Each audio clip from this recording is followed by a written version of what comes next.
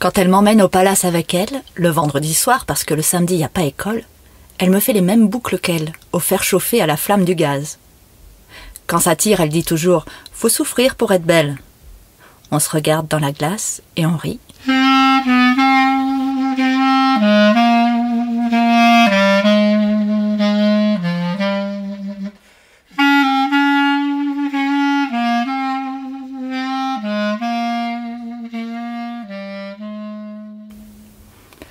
La revue Rue Saint-Ambroise et l'association Rue du Conservatoire vous proposent Mauvais genre de Catherine Collot. Lectrice Elsa Bosque, musique Charlie Nelson.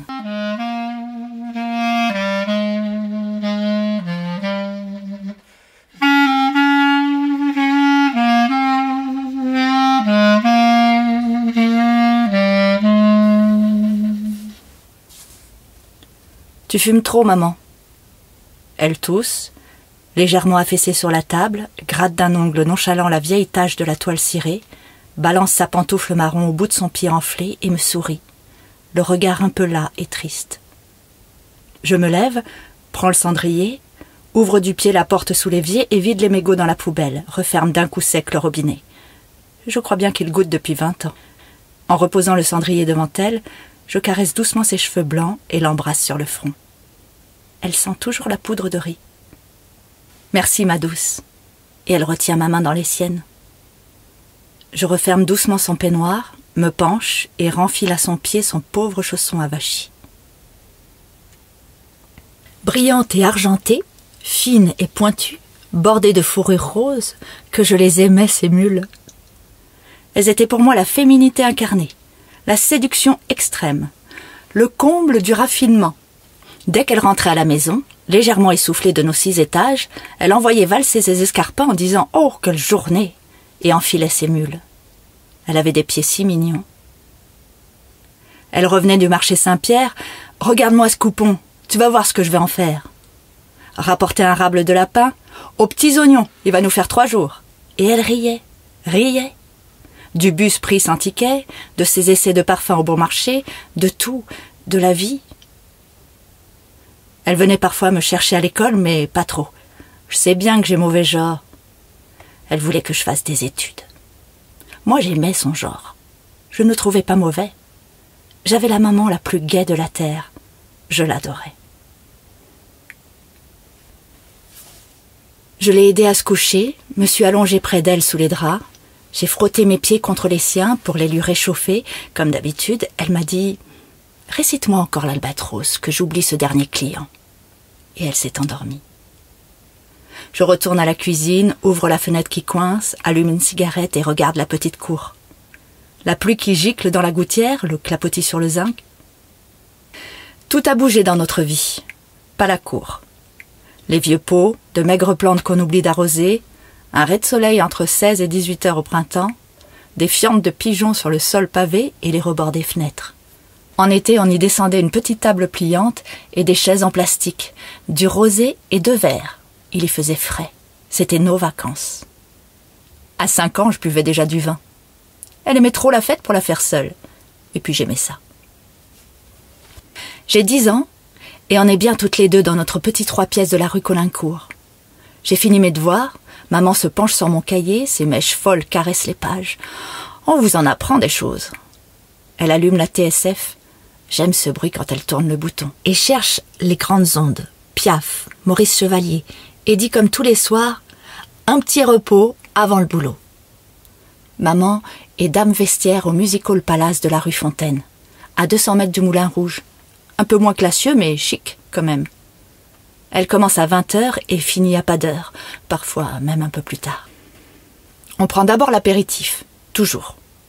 Elle pose son pied nu sur une chaise devant elle et, penchée, la cigarette à la bouche et l'œil plissé, applique son vernis rouge. Elle se redresse, ce qu'il fait chaud, et agite les 2 pans de son déshabillé en nylon façon soie. J'aime la regarder. Elle est belle. Elle fait toute seule son indéfrisable et sa couleur. Quand elle m'emmène au palace avec elle, le vendredi soir, parce que le samedi, il n'y a pas école, elle me fait les mêmes boucles qu'elle, au fer chauffer à la flamme du gaz. Quand ça tire, elle dit toujours « Faut souffrir pour être belle ». On se regarde dans la glace et on rit. J'aime ça, le vestiaire du palace. Et surtout le comptoir en bois juponné de velours brun avec la petite tablette à droite qui se soulève pour nous laisser passer. Une fois rabaissé, on est dans notre cabane, je joue à la marchande. Le vestiaire est juste sur le côté en entrant dans le hall, après la grande porte noire et brillante au-dessus de laquelle clignotent les grandes lettres rouges « Music Hall Palace ». Tout est rouge au palace. De la moquette bouclée au drapé des plafonds, des nappes aux abat-jours en papier plissé, des divans rococo aux grands rideaux carmin de la scène. Et quand c'est l'ouverture, que les centaines de boules à facettes s'allument, on dirait que la salle saigne. C'est magique. Il pleut à verse ce soir. Des trombes, rouspètent les spectateurs en se bousculant à l'entrée. Ils agitent et replient leur parapluie, nous les tendent pour qu'on y attache l'étiquette.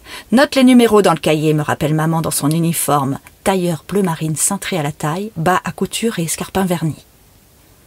Ça sent la laine mouillée, le parfum, le tabac et le bitume de la rue. J'aime le poil de chameau beige qui retient les gouttes et l'astracan luisant de pluie dans lequel j'ai envie d'enfouir le nez.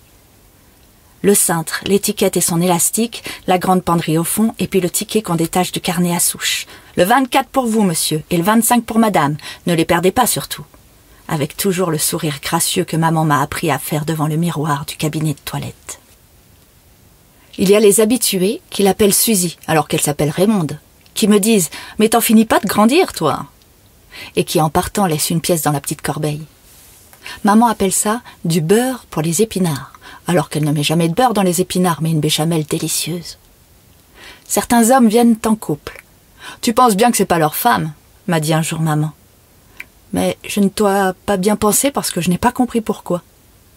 Ces soirs-là, c'est un billet qu'ils posent dans la corbeille. On ne doit pas quitter le vestiaire de la soirée.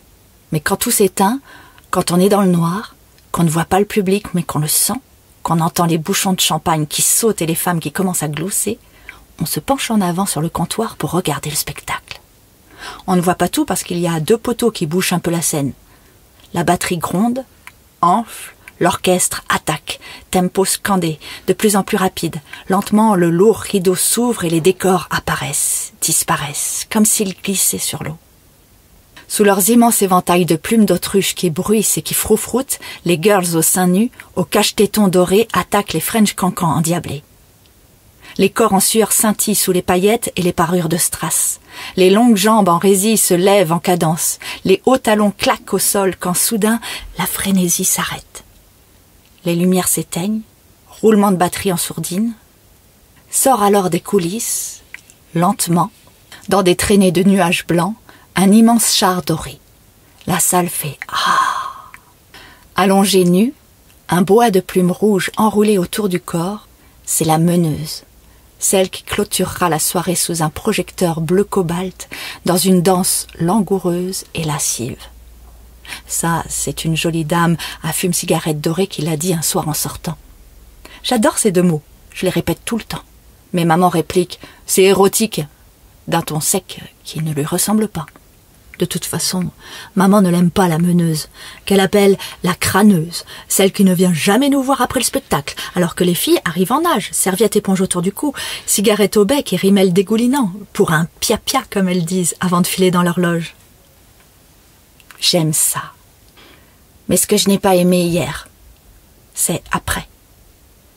Un gros bonhomme ventru et transpirant, l'air sûr de son fait, est passé le dernier pour prendre sa gabardine. Il riait fort, a pris maman par le cou, ça c'est normal, lui a mis une petite tape sur les fesses, ça aussi ils le font tous, mais lui a dit « Comme d'hab, Suzy, je t'attends ». Il parlait comme s'il voulait faire jeune. Ça m'a fait de la peine pour maman, je ne sais pas pourquoi. Elle a juste dit « Pas devant la petite ». L'homme est parti, on a fermé le vestiaire. On est rentré bras dessus, bras dessous, mais ce n'était plus pareil. La rue n'avait plus son odeur de nuit. On a pari en regardant la lune flotter dans le caniveau. Du reste, il n'y avait pas de lune. Elle m'a couchée et m'a dit « Dors. Je sors un peu, je reviens vite. » Je savais pourtant qu'il lui arrivait souvent de rentrer tard, mais là, j'avais un peu envie de pleurer. Et je ne savais plus si j'avais encore envie d'être dame vestiaire et d'avoir mauvais genre quand je serais grande. Quand je suis entrée en CM2, on nous a distribué des fiches à remplir. À la 3e ligne, il y avait profession du père. Je suis passée à la ligne d'après, j'ai tout rempli, puis je suis revenue à cette 3e ligne. J'ai rayé du père, écrit de la mère, et puis dame vestiaire. Mais j'avais l'impression de faire mal. Le soir, quand j'en ai parlé à maman, elle m'a dit « Tu n'avais qu'à mettre employé ». Mais elle n'avait pas compris. Ce n'est pas ça qui m'avait fait mal. Alors je me suis assise à la table de la cuisine et j'ai osé. « C'est quoi ton nouveau métier, maman ?» Parce que je sais qu'elle me répond toujours, me dit toujours la vérité. Elle a ri, soufflé sur ses ongles pour faire sécher son vernis. « Comment ça, ma louloute ? Tu veux pas qu'on se fasse des crêpes ?» Mais quand elle m'a regardée, elle a vu que j'étais sérieuse. Alors elle a sorti le guignolet kirsch, les 2 verres tulipes et s'est assise en face de moi. C'est pas un nouveau métier. C'est juste un autre. Un autre comment ? Un autre pour avoir plus de sous. Et sans se lever, elle a tendu le bras et ouvert la porte du bahut pour prendre des cacahuètes. T'en veux ? Tu fais quoi dans cet autre métier ? Je donne de la joie aux hommes qui n'en ont pas. C'est quoi ça ? C'est juste leur donner le plaisir que leurs femmes ne leur donnent pas. Et tu fais quoi ? Comme à toi, des câlins. Et je les fais rigoler. Et si on dînait maintenant ? J'avais pas trop faim. Juste envie qu'on reste encore assise. Il s'appelle comment ce métier ? Il n'a pas de nom. Il y a une fille dans ma classe, celle qui est assise à côté de moi. Elle connaît pas non plus le nom du métier de son père. Alors j'ai regardé, elle a écrit « Monsieur qui travaille dans un bureau ». Alors là, maman a éclaté de rire, toussé en rallumant une cigarette. Alors t'as qu'à mettre « Maman qui travaille dans une chambre ». Tu me fais trop rire. Allez, hop, on se les fait ces crêpes maintenant ? Hier soir, maman est rentrée, a enlevé ses escarpins sans les envoyer valser et n'a pas mis ses mules. Mauvais jour, je suis virée, trop vieille pour le palace. J'ai attendu qu'elle rie, mais elle n'a pas ri. Elle est allée à la penderie chercher ses chaussons qu'elle garde pour l'hiver. J'ai tout de suite compris qu'on allait changer de vie.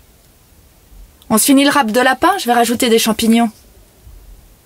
Je crois bien que c'est le premier soir où on n'a pas pris l'apéritif. Elle a quand même allumé la radio, touillé le plat dans la cocotte en chantonnant La vie en rose. Mais quand elle a levé les yeux et vu ma tête, elle a posé la cuillère en bois en équilibre sur la gazinière et elle s'est précipitée vers moi. « Oh, ma louloute, sois pas triste !» Elle m'a serrée, embrassée, a pris mon visage entre ses mains. « T'en fais pas, elle a de la ressource, ta mère. Et pour commencer, va vite t'habiller pendant que je me remaquille. J'éteins le feu, on va se faire un bon gueuleton chez Chartier. » J'ai 12 ans maintenant, et je suis dans la 2e partie de notre vie. Maman rit toujours, mais moins qu'avant. « Tu peux descendre à la cour ? J'en ai pas pour longtemps avec lui. » Elle a gardé ses habitués, des vieux surtout, et dit souvent « comme moi, qui le devient ». C'est vrai qu'elle m'a eu tard, d'un homme dont elle ne m'a jamais parlé. La seule chose qu'elle ne m'ait jamais dite. Ou plutôt, elle ne me dit peut-être pas tout quand elle sait que je comprendrai toute seule. Je descends la table et la chaise en plastique, je les mets sous l'auvent quand il pleut, je reste en manteau en hiver. Je m'installe et fais mes devoirs. Maintenant qu'on ne va plus au palace et que j'ai compris, toute seule, elle avait donc raison, je veux devenir médecin. Ça ne dure jamais très longtemps, 3/4 d'heure au plus. Ça s'appelle travailler en chambre.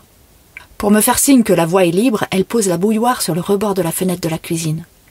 Au début, je remontais chaque fois les 6 étages avec la table et la chaise. Maintenant, je les laisse dans la cour.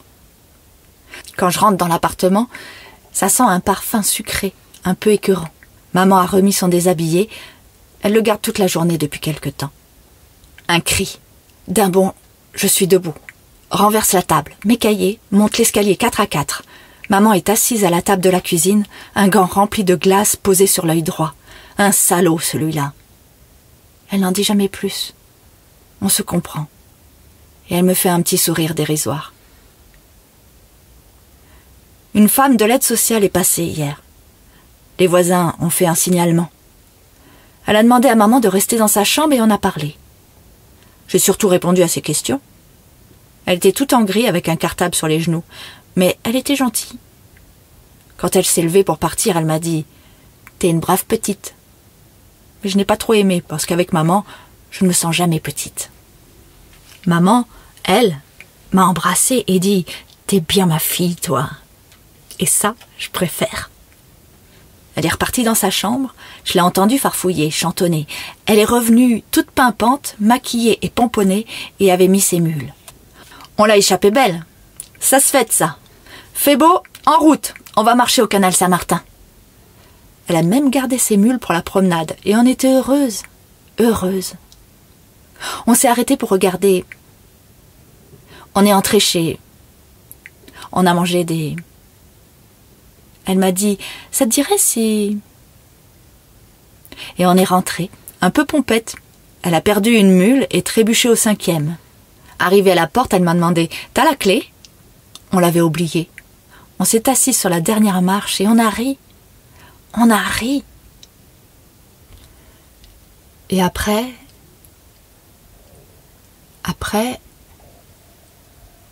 rien.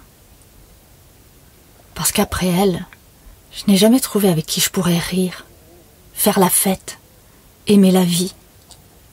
Une fois qui était juste gentille. Une autre fois qui s'appelait Suzy. Oui, peut-être. Mais jamais personne avec ce délicieux mauvais genre.